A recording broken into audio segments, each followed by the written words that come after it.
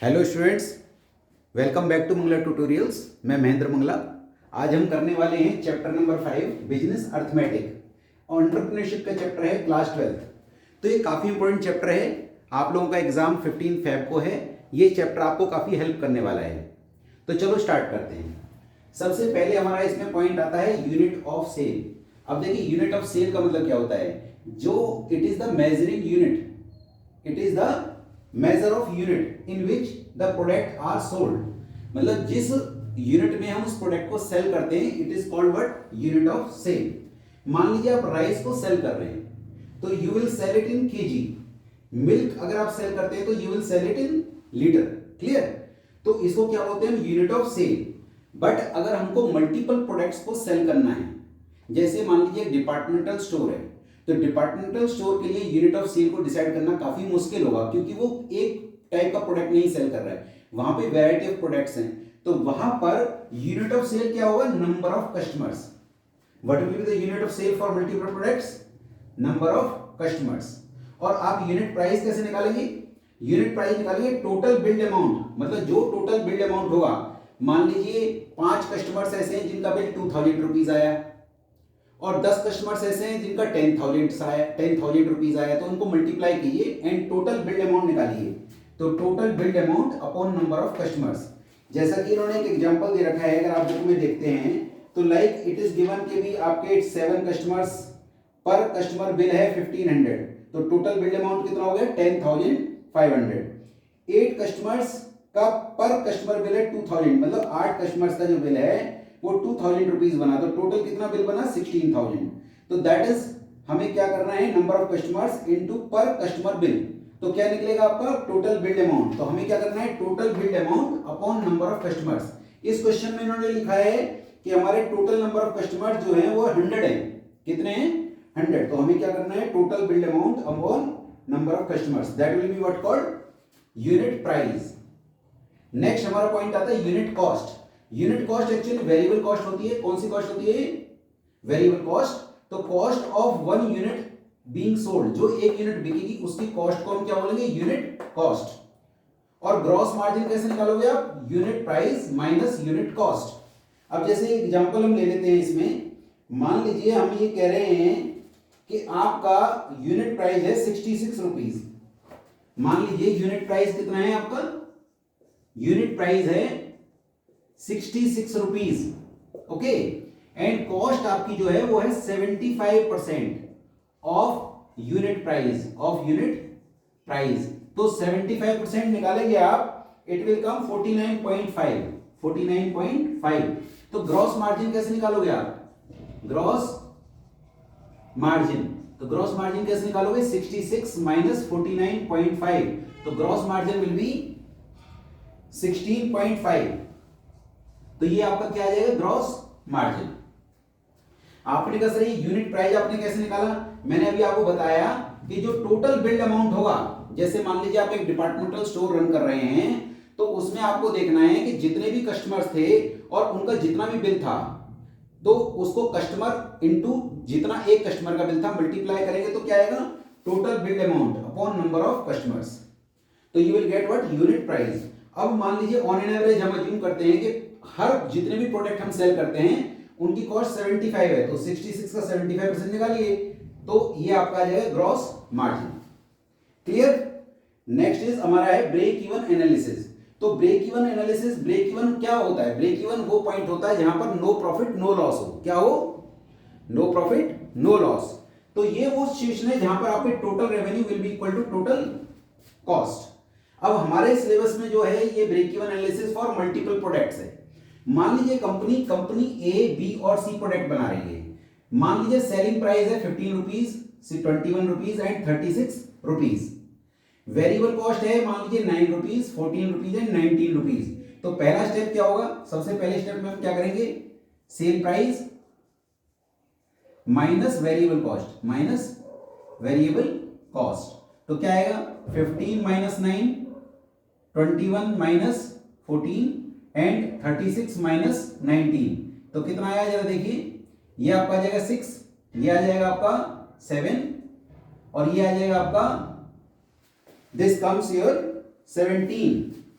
Okay, तो ये क्या निकला हमारा ग्रॉस मार्जिन, क्या बोलेंगे हम इसको ग्रॉस मार्जिन, तो ये हमने निकाला, तो that is gross margin. Gross margin है contribution margin per unit, contribution margin.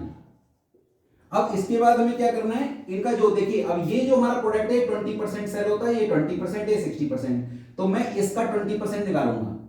इसका 20% कितना आएगा, इसको सेल्स मिक्स से मल्टीप्लाई कर दीजिए। सेल मिक्स परसेंटेज कितना है, इसका 20% है, इसका 20% है और इसका 60% है।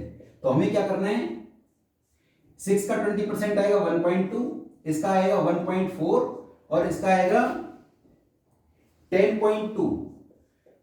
अब हमें इन सबको ऐड करना है, तो इसको बोलेंगे weighted average, weighted average contribution margin. तो ये आपका टोटल आ गया 12.8 रुपीज और आपका फिक्स कॉस्ट कितना है, फिक्स कॉस्ट आपका है 40,000 रुपीज। तो मेरा ब्रेक इवन पॉइंट क्या होगा, 40,000 डिवाइड बाई 12.8, तो इट कम्स 3,125 यूनिट्स। ये रुपीज नहीं है, ये क्या निकला आपका, यूनिट्स। तो ये ब्रेक इवन इन यूनिट्स निकला। अब आपने कहा सर रुपीज में निकालिए, रुपीज में कैसे निकालोगे, आपका जो आपका सेल मिक्स है वो है 20%, तो व्हाट यू डू, 3125 का आप निकालिए 20% एंड 60%, तो इट विल कम, कितना आएगा वो, ये आएगा आपका 625 यूनिट्स, दिस कम्स 625 यूनिट्स और दूसरा भी 625 यूनिट्स और जो अगला आएगा आपका 1875 यूनिट्स, 1875 यूनिट्स। अब इनके प्राइस से मल्टीप्लाई कर दीजिए। प्राइस क्या क्या है इनका, प्राइस है 15 रुपीज, इसका है 21 रुपीज और इसका है 36 रुपीज। तो इनको मल्टीप्लाई कर दीजिए इनके रुपीज के साथ, तो you will gate 9375 rupees, 9375 and 13125 rupees और लास्ट आएगा आपका 67,500 रुपीज। तो अगर आप इन तीनों को ऐड कर दें तो ये आपका जो टोटल अमाउंट आएगा, ये टोटल अमाउंट आएगा रुपीज 90,000।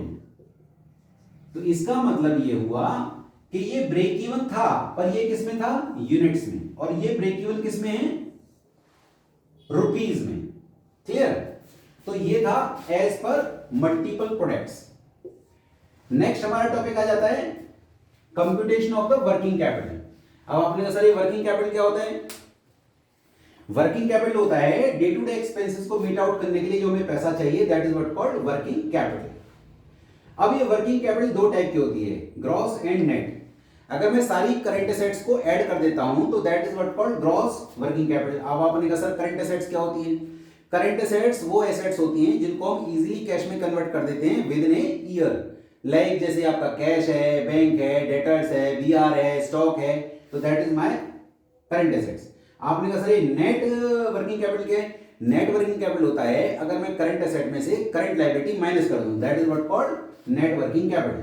अब देखिए जो हमारी वर्किंग कैपिटल की रिक्वायरमेंट है वो बिजनेस टू बिजनेस डिफर करती है। आपने कहा सर कैसे, मान लीजिए ये ट्रेडिंग बिजनेस है, तो ट्रेडिंग बिजनेस में आप क्या करेंगे, पहले आपके पास कैश होगा, कैश से आप स्टॉक खरीदेंगे, स्टॉक को आप सेल करेंगे, सेल करके वो डेटर्स बन जाएंगे, डेटर्स से फिर दोबारा से कैश आप कलेक्ट करेंगे, तो कैश को कैश में कन्वर्ट होने में जो टाइम लग रहा है वो कम लगेगा। But when we talk about manufacturing company, तो उनके लिए वर्किंग कैपिटल की रिक्वायरमेंट ज्यादा होगी, क्योंकि जो उनका जो ऑपरेटिंग साइकिल है वो थोड़ा सा बड़ा होगा। कैसे, कैश होगा, कैश से आप रॉ मटेरियल खरीदेंगे, रॉ मटेरियल से semi finish goods, semi finish से फिनिश गुड्स, फिर आप सेल करेंगे और फिर उसको दोबारा फिर डेटर्स बनेंगे, वो डेटर्स को आप कैश में कन्वर्ट करोगे। तो it is a lengthy process, will require more working capital. अब वो कौन से फैक्टर्स हैं जो आपकी वर्किंग कैपिटल को अफेक्ट करेंगे, जैसे नेचर ऑफ बिजनेस। अगर आपका मैन्युफैक्चरिंग बिजनेस है तो वर्किंग कैपिटल रिक्वायरमेंट ज्यादा होगी, ट्रेडिंग में कम होगी, लार्ज स्केल पे रिक्वायरमेंट ज्यादा होगी, स्मॉल स्केल पे कम होगी।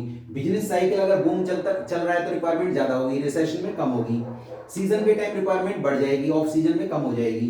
क्रेडिट अलाउड, आपको अगर हमको उधार देना पड़ता है तो हमारी वर्किंग कैपिटल की रिक्वायरमेंट ज्यादा होगी, नहीं तो कम होगी। अगर हमको उधार मिल जाता है तो रिक्वायरमेंट कम होगी, नहीं तो ज्यादा होगी। अगर हमारे ग्रोथ प्रोस्पेक्ट्स हैं, अगर हमको फर्दर और ग्रोथ हमारे पास अपॉर्चुनिटीज हैं तो रिक्वायरमेंट ज्यादा होगी, नहीं तो कम होगी। तो this was what called working capital. अब आपने कहा सर ये इन्वेंट्री कंट्रोल जो नेक्स्ट टॉपिक है वो क्या है? इन्वेंट्री कंट्रोल का मतलब क्या होता है कि what and how much stock to be kept in the stock, मतलब हमें अपने स्टॉक में कौन सा सामान रखना है और कितना रखना है, that is what called inventory control. तो इन्वेंट्री कंट्रोल में कई सारे हमारे एस्पेक्ट्स हैं, कई सारे फैक्टर्स हैं जो हमें माइंड में रखने हैं। जैसे SKU stock keeping unit, stock keeping unit जो होता है वो हर स्टॉक का एक अलग से यूनिफाइड कोड होता है, यूजुअली जैसे बार कोड हम उस पर लगा देंगे जिससे ये पता चलेगा वो किस कलर का है, किस डिजाइन का है, उसकी वैल्यू क्या है, मतलब उसके बारे में पूरी डिटेल्ड इंफॉर्मेशन उस बार के थ्रू आ जाएगी। अब हमें वो अपना जो अपना स्टॉक मेंटेन करना है, जो इन्वेंट्री मेंटेन करनी है, तो हमें इस बार कोड की बहुत ज्यादा रिक्वायरमेंट होगी कि बार कोड को स्कैन करते ही हमें पता चल जाएगा कि कितना सामान हमारे पास आ गया है। और जब हम सेल करेंगे, हम स्कैन करेंगे तो हमें पता चल जाएगा कितना सामान हमारे स्टॉक से, हमारे इन्वेंट्री से निकल गया है। तो bar code that is SKU stock keeping unit should be there, जो इसको डिफरेंशिएट करेगी, कलर कितना, क्या कलर है, क्या डिजाइन है, क्या उसका प्राइस है, क्या उसकी अदर फीचर्स हैं। मोटेले क्राउड का मतलब है हेट्रोजीनियस प्रोडक्ट्स होते हैं आपके जो इन्वेंट्री के अंदर, बहुत टाइप के प्रोडक्ट्स होते हैं। उसके अंदर फिनिश गुड्स भी होगा, सेमी फिनिश गुड्स भी होगा, रॉ मटेरियल भी होगा, उसके अंदर स्पेयर पार्ट्स भी होंगे, उसके अंदर पैकिंग मटेरियल भी होगा।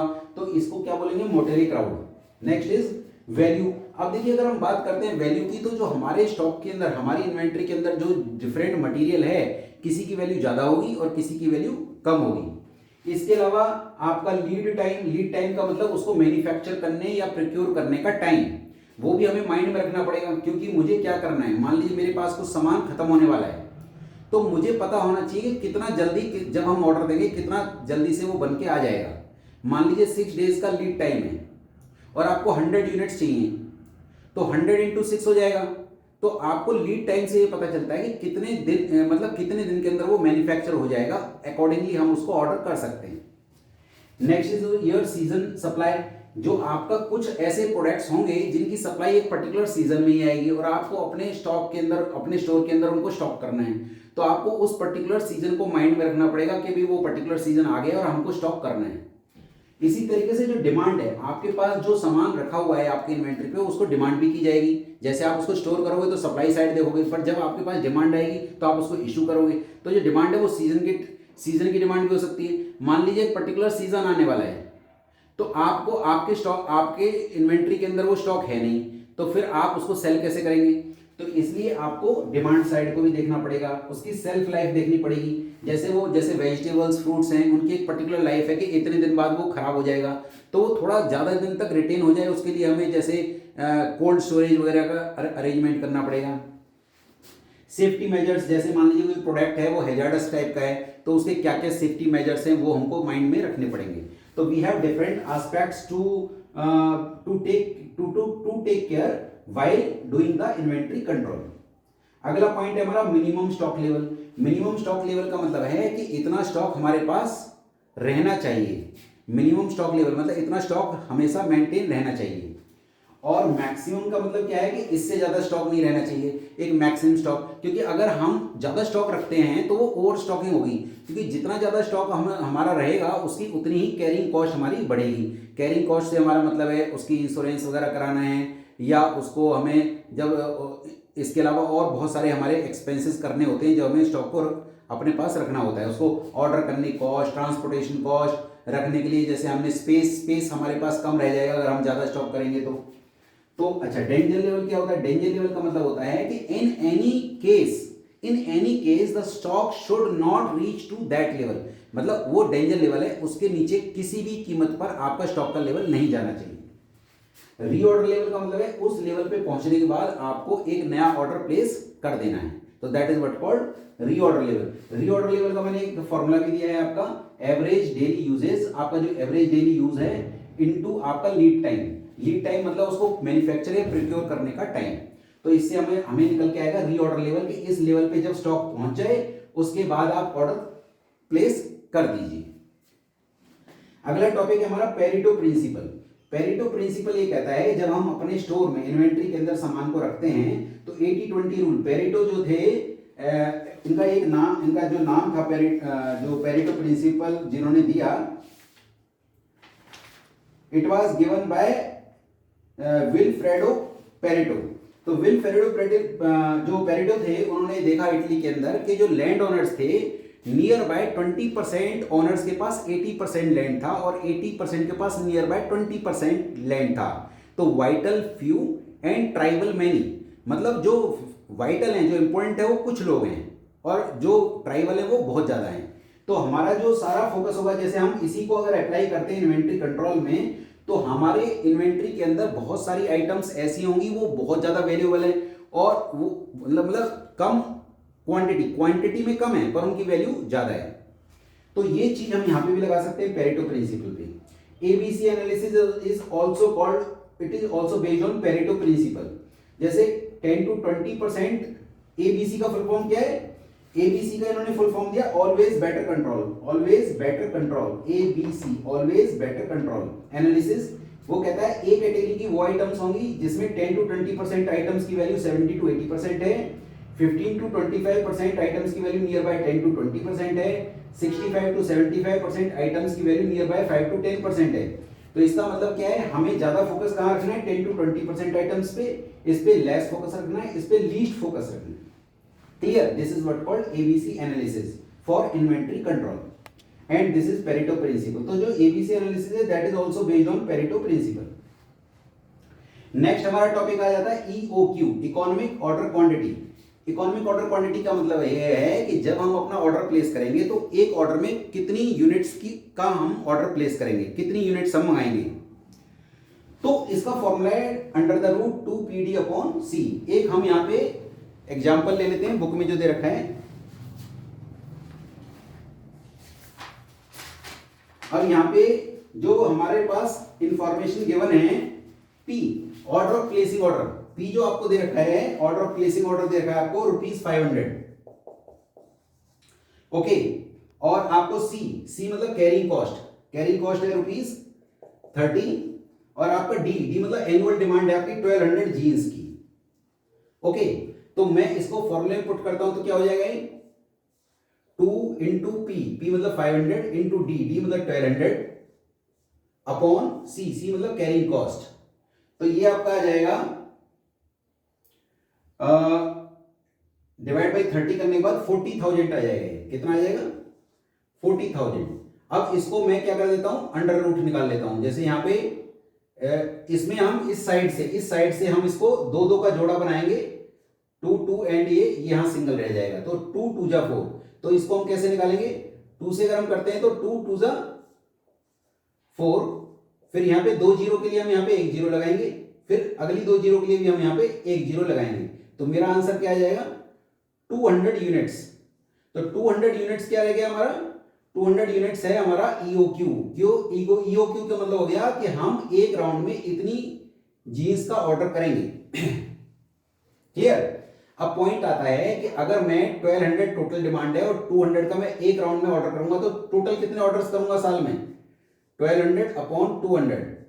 इसका मतलब कितने टोटल ऑर्डर्स प्लेस करेंगे हम? 6 ऑर्डर्स। कितने ऑर्डर्स प्लेस करेंगे? 6 ऑर्डर्स। फिर आपने कहा सर फिर ऑर्डरिंग कॉस्ट कैसे निकालेंगे? अब जैसे आपने 6 ऑर्डर्स किए और एक ऑर्डर को प्लेस करने में आपकी कितनी कॉस्ट थी? 500। तो इसका मतलब आपका टोटल कॉस्ट कितना आ जाएगा? 3000। ये जो 500 था ये 1 ऑर्डर के लिए आपकी कॉस्ट है, तो टोटल कॉस्ट आपकी आ जाएगी 3000। क्लियर? तो इस तरीके से हम इसको फाइंड आउट कर सकते हैं। नेक्स्ट हमारा टॉपिक इसमें आ जाएगा, नेक्स्ट हम टॉपिक की बात करते हैं तो वो है आपका ROI एंड ROE। तो एक एग्जांपल के थ्रू समझते हैं हम। ROI का मतलब होता है कि जो हमने टोटल इन्वेस्टमेंट की है, जो हमने टोटल इन्वेस्टमेंट की है उस टोटल इन्वेस्टमेंट पे हमें कितना रिटर्न मिला। जैसे हमने एक एग्जांपल लिया, टोटल इन्वेस्टमेंट है 10 lakh rupees and 10 lakh rupees. There are 2 companies A and B।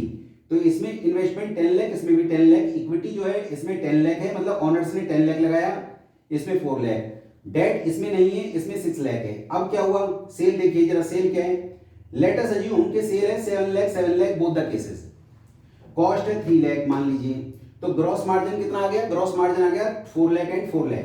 अब क्या हुआ, मान लो फिक्स एक्सपेंसेस में सैलरी, रेंट और डेप्रिसिएशन मिलाकर 260 और यहां भी 260, बट जो इंटरेस्ट है वो ये इंटरेस्ट पे नहीं करेंगे, पर ये कितना इंटरेस्ट पे करेंगे, देखो 6 लाख का 10%, 6 लाख का 10% कितना हो गया 60,000। तो अगर मैं इसको 4 लाख में से 260 माइनस करूंगा तो 1,40,000, 4 लाख में से मैं इन दोनों को माइनस करूंगा तो ये आ जाएगा 2,60,000 और 60,000 दोनों को माइनस करूंगा तो ये आ जाएगा 80,000। तो this comes profit before tax. अब टैक्स है 20%, लेट अस अज्यूम, तो 20% of 1,40,000 will be 28 and 20% of 80,000 will be 16,000। तो देखो दोनों कंपनीज का जो ग्रॉस मार्जिन था बराबर था, बट इन्होंने टैक्स ज्यादा दिया, इन्होंने टैक्स कम दिया, क्योंकि इनको टैक्स एडवांटेज मिल रहा है, क्योंकि इन्होंने इंटरेस्ट जो है एज एन एक्सपेंस माइनस कर दिया है। तो जिस फर्म ने लोन लिया है उसको टैक्स कम देना पड़ेगा। अब हमारे पास प्रॉफिट आफ्टर टैक्स आया 1,12,000 एंड 64,000। अब क्या करेंगे, आरओआई का फॉर्मूला हो गया आपका profit after tax upon total investment. तो आपको प्रॉफिट आफ्टर टैक्स कितना बोलिए 1,12,000 अपॉन है टोटल इन्वेस्टमेंट। टोटल इन्वेस्टमेंट कितनी है आपकी 10 लाख, तो 1,12,000 upon 10 lakh in 200 comes 11.2%। This is ROI, मतलब टोटल इन्वेस्टमेंट पे क्या रिटर्न मिला। और इस केस में क्योंकि इनको 64,000 मिला है profit upon total investment, if you see this comes 6.4% on the total investment. But talk about ROE, return on equity, equity मतलब ओनर्स को कितना रिटर्न मिल रहा है, तो दिस अपॉन इक्विटी, इक्विटी भी यहाँ पे तो इसने तो लोन लिया ही नहीं है, तो 10 लाख से डिवाइड करेंगे, तो ये इस केस में भी सेम रहा।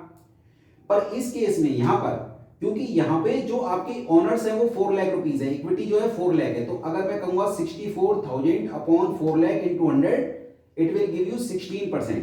तो आरओई का फॉर्मूला क्या हो गया पीएटी अपॉन इक्विटी। क्लियर। तो मैंने आपको अपने इस लेक्चर में डिस्कस किया यूनिट ऑफ सेल क्या होता है, यूनिट कॉस्ट क्या होता है, मैंने डिस्कस किया ग्रॉस मार्जिन क्या होता है, break even analysis for multiple products I discussed.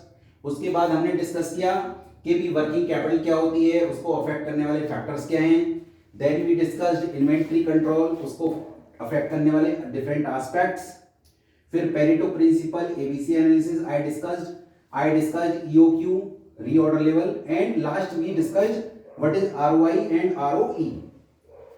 So hope so आप लोगों को वीडियो पसंद आएगा, और अगर आप मेरे इस चैनल पर नए हैं तो प्लीज़ इसको सब्सक्राइब कीजिए, लाइक और शेयर कीजिए, ये मुझे मोटिवेशन देगा और नए वीडियोस बनाने के लिए। Thank you so much for watching my video.